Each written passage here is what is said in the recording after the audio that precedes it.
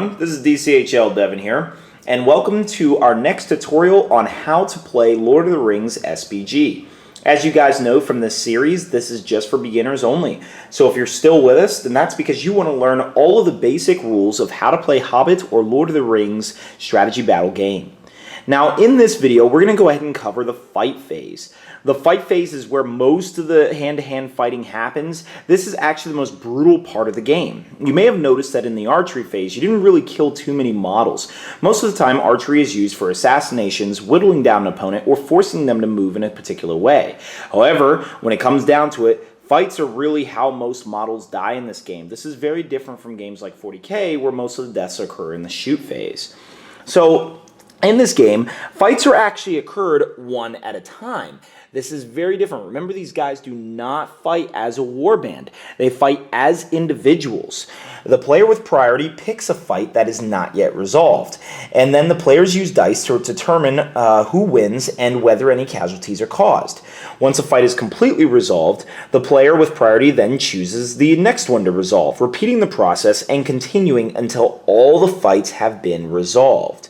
So note that the order of fights is often resolved with little consequence. A lot of times people just say, oh, let's just take all models from right to left, and then they'll just continue down the line. Hey, let's do these two. Let's do these two. Let's do these two. The reason it's important to have priority in this phase is because sometimes models might be trapped, or banners might be in jeopardy, or important models and such. So in this way, deciding how the fights occur actually really does matter. So let's go ahead and run down how these fights happen. It starts off with a duel. Both players roll the number of dice equal to their attacks value. So this dwarf here is going to roll a single die, and he rolls a 1. And then the orc here is going to roll another die. He rolls a 3. Now, we haven't gotten here necessarily, but this spear spore here actually contributes an attack to this orc. So he would also roll another die. The winner is the one who got the highest roll. That's all you calculate. You don't add the rolls together. So let's say the spear sport also went. This is not an 8. That means you got a highest result of 5. So the loser would then back away an inch. It doesn't really matter what direction he actually backs away, and he can back this way, he can back this way. As long as he can back away a full inch, that is really all that's important. So the loser backs away an inch, and then the winner goes ahead and makes a strike. This is where you consult the wound chart. Essentially, you see how many, what is the strength value of the attackers involved, and then you compare it to the defense value on the wound chart. Then you roll to see if the model dies. If he does, then you remove him from play. Now here's a situation that happens all the time. This is drawn combats. Let's say that the models in question that we just talked about rolled the exact values you see above them. So the dwarf rolled a 4, the orc in combat with him rolled a 3, and the one helping him out rolled a 4. Well, remember, you only take the highest result. You never actually take the combination of all the results. So in this case, they actually tied despite the lower number from the orc in front of him. So, okay, now they tied. This actually happens a lot. And what you do is pretty much the higher fight value determines who wins the fight. So if his fight value is 4, and their fight value is 3. Now remember, it's the highest amongst any of the participants. So if his fight is 1 and his fight is 5, then these two win. In this case, because they're both 3, they're exactly the same, they have a highest fight of 3. Then he has a fight of 4. That means the dwarf wins this combat. In this way, it is actually possible. It really doesn't matter how many models are completely engaged. Let's say he is completely surrounded with orcs. If this dwarf rolls a 6, he automatically wins the fight. The attackers who have a lower fight value cannot win the fight no matter what. This is actually a very key important fact about dealing with heroes, whom generally have a higher fight than all warriors. They can be surrounded by the enemy and can easily outfight them with their 3 attacks, higher fight value, and push them all back. Generally, you just have to wait for them to get a really bad roll and then capitalize on it, and that's when heroes will tend to go down. Okay, so that means that if the fight values of the two combatants are pretty much different, then you're always going to know who the winner is. But what if the highest fight value amongst the two parties is the same? Remember, the max fight you can ever get to is 10. So therefore, they're going to someday be conflicting with that. Well, all you do is you roll a die. On a 1, 2, or 3, the evil side wins. On a 4, 5, or 6, the good side wins.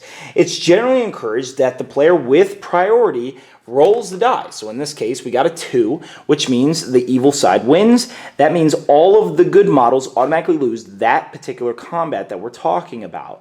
So keep that in mind. If you actually have the advantage in the fight, you don't want it to go to random roll-offs. You want to make sure that your fight value is always higher than those of the opponent involved. Otherwise, it could go to a random roll just as this. Now, what if you're fighting good on good or evil on evil? Just simply nominate one side to be good or one side to be evil for the remainder of the match, and then just remember who that was. Then always roll the dice as according to what you guys decided. Now, when backing away, as we mentioned before, the loser just moves 1 inch in a straight line away from the winner. It doesn't really matter where they go. Also, when a loser backs away, he can move into enemy control zones. That is actually not a problem. He just can't move into base contact with the enemy model. So it isn't an issue if he's completely surrounded or anything like that. Continue to move him, and when he starts in a control zone the next turn, you can just act as if he's not in it if you decide to move directly out of it, as described in the move phase video earlier. Also, just keep in mind that backing away is not slowed by difficult terrain. Backing away, however, cannot be used to cross obstacles or take a jump, leap, or climb test.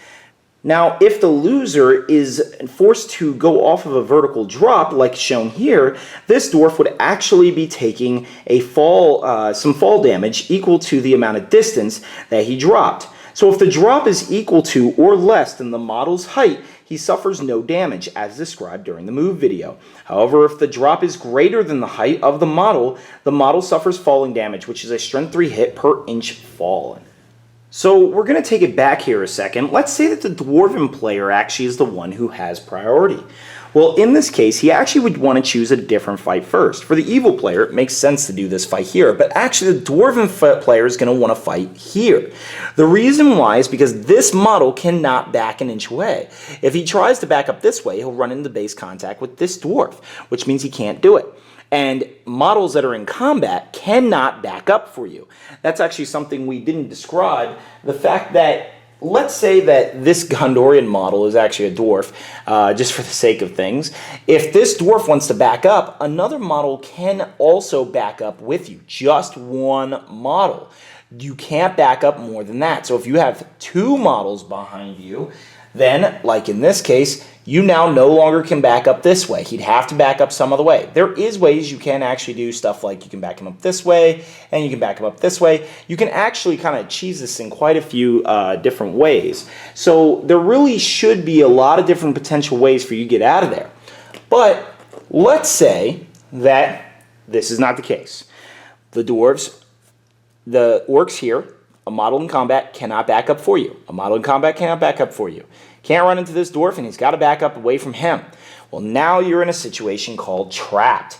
This is if a model cannot back up a full inch when he loses the fight. He is now considered trapped, as mentioned. This also can occur if you're backed against terrain, such as a wall or a boulder, or is completely surrounded by enemy models. It's important for any surviving models to be separated once the fight has been resolved, though. So make sure you back away the loser just enough to separate him from the bases, even if you have to back away the winner, just enough to get that little bit of room. This is really important because if he survives, then you need to make sure you know you've already done that combat and that they are out of combat. Also, it's important to know that attackers are generally the ones who back away if a model is trapped. So, if he is trapped, he will be generally backing up 1 inch instead of this one. Now, in this case, why would you want someone to be trapped? The reason why is because instead of 1 die, you now roll double. All right, not just 2, double your dice. This includes everyone in the combat. So if you have 3 guys in the combat rolling 1 dice each, now you roll 6 dice, 2 for each one of them. So if you have 2 attacks, then you roll 4. Everything is doubled. This is actually a very easy way to make sure that your enemy is destroyed in close combat. Now, another thing you may have heard from the move phase, you may have heard about prone models. Prone models are the ones on the floor. Prone models actually may never back up. While they also may not charge an enemy, they still fight as normal. So let's say if this dwarf attacks a prone model, you two still fight.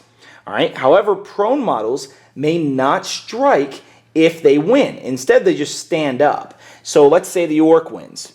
He stands up. Let's say he loses. He can't back up. So it doesn't matter if all of these models are gone. If these two are the only ones here, then that means that this guy is still considered trapped because prone models can't back up. This is very important, so make sure you stand your models up if you're about to be in combat. A lot of people will try to actually put you on the ground using cavalry or spells, and that way they can get all the double dice they want, and this is really bad news for your guys on the ground. So now that we've covered all the real basic fights that are going to happen in this game, let's go ahead and cover one of the more obscure ones, defending positions behind barricades, hedges, fences, and walls. Now, basically all of these are called barriers, and this is often known as defending a barrier. To count as defendable, a barrier must be at least half the height of the attacking enemy, and the defender must be able to see over it. So this is real important because trolls won't see this same barrier as defendable to this dwarf that this Morenin will. So we see here it covers all the criteria. The barrier is more than half the height of the orc, and the dwarf can see over it, hence we can declare we are defending a barricade.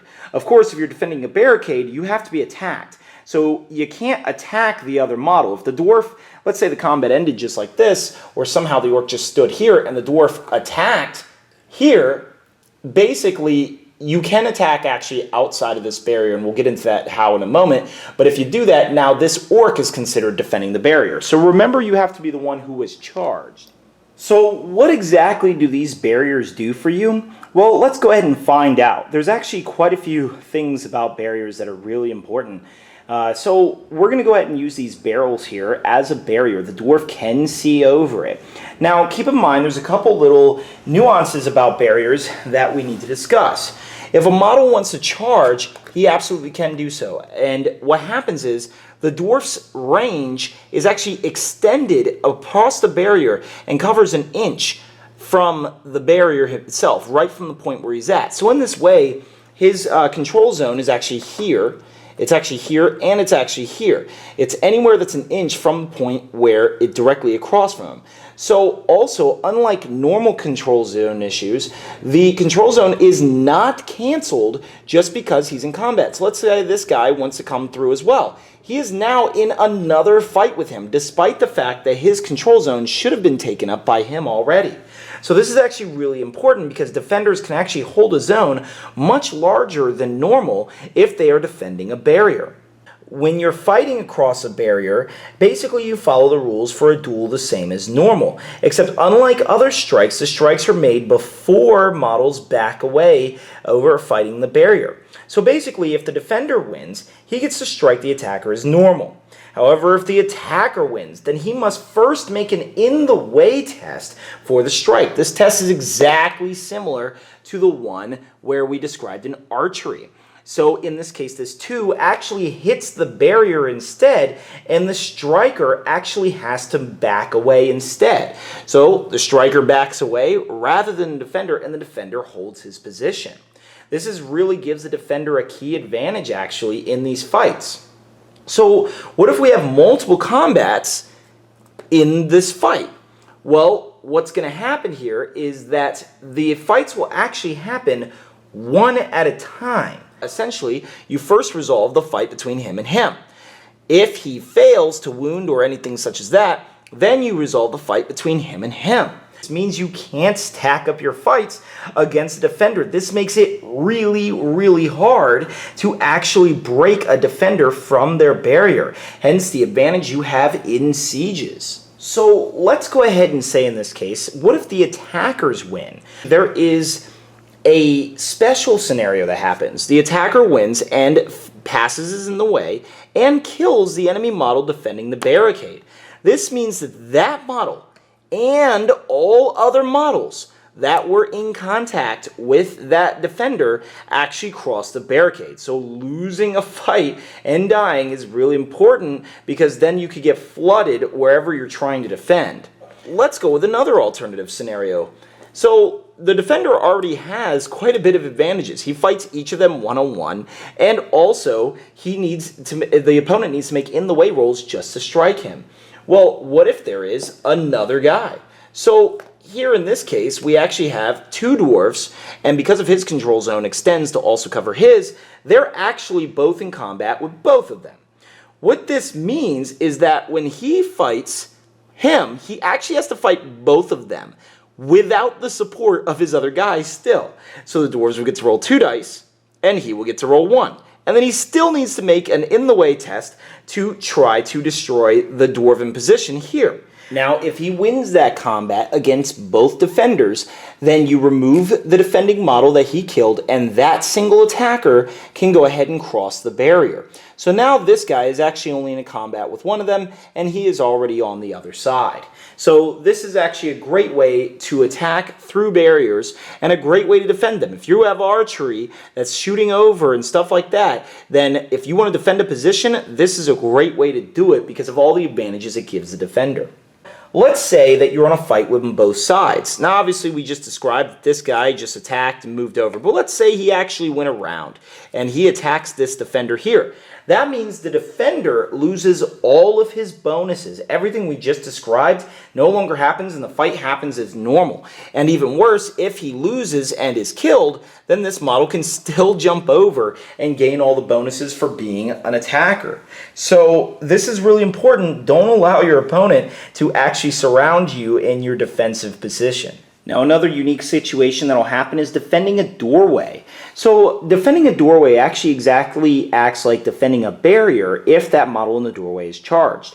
However, it only acts as defending a barrier if the enemy models cannot move through the doorway without coming into base contact with the defender. If the enemy can move through the doorway without coming into base contact, then really fights are resolved as normal and nothing happens. Otherwise, follow the exact same rules we just described before. So here we have yet another unusual situation. A warrior at the top of the cliff edge, or let's say a ladder in a siege, garners a degree of protection as fighters scrambling to fight him are exposed and unsteady. So essentially, models on the high ground, which are at least half the height of the enemy model, gain all the advantages of an elevated position, just like defending a barrier.